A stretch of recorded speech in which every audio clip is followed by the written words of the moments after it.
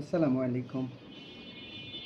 আজকের ভিডিওটা তাদের জন্য যারা ভাবে যে আমরা বিড়াল কেন পালি, বিড়ালের পিছনে কেন এত আধিক্যতা, বিড়ালের পিছনে কেন এত পরিচর্যা, এত সময়, এত কেয়ার।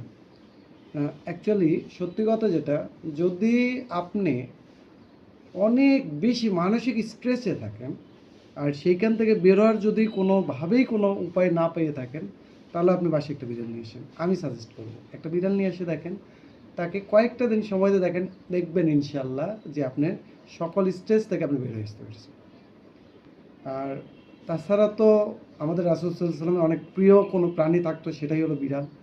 আবার তার প্রিয় একজন সাহাবী ছিল আবু হুরায়রা রাদিয়াল্লাহু তাআলা আনহু, যার নামটাই হয়েছে শুধু বিড়াল পালনের জন্য। তো অবশ্যই এটা অনেক ভালো একটা ব্যাপার ছিল। আবার আরও অনেকে অনেক প্রবলেম ফেস করে। অনেকে বলে যে আপনি বিড়াল পালেন, আপনার বাসায় তো হয়তো বা অনেক স্মেল হতে পারে, বিড়ালের অনেক গন্ধ হতে পারে, বিড়াল পটি করে, তারপরে পি করে বিভিন্ন জায়গায়।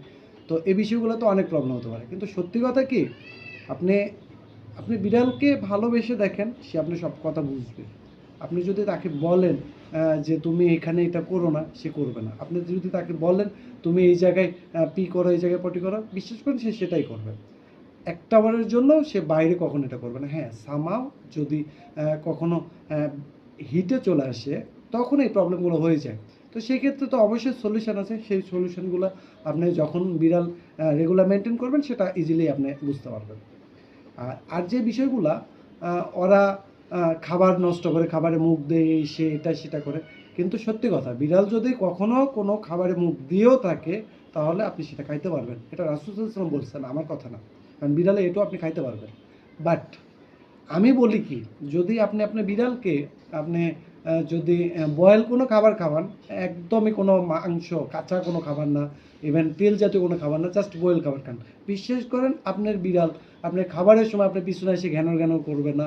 ইভেন আপনি যখন কোনো খাবার রাখবেন টেবিলে, আপনার বিড়াল আপনার টেবিলে খাবারে যেয়ে মুখ দেবে না। কেননা ও তো এই জিনিসগুলোতে ইউজ টু না। ও সবসময়ের জন্য বয়েল খাবার খায়।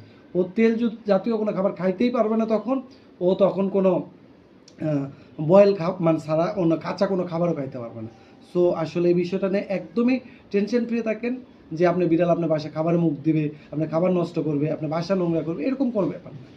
তো আজকে ভিডিওটা এই পর্যন্তই। নেক্সট টাইমে আবার কোনো বিষয়, আবার কোনোভাবে কোনো বিষয় নিয়ে জানতে চাইলে কথা বলা হওয়া যাবে। ইনশাআল্লাহ সে পর্যন্ত সবাই ভালো থাকবেন। আসসালামু আলাইকুম।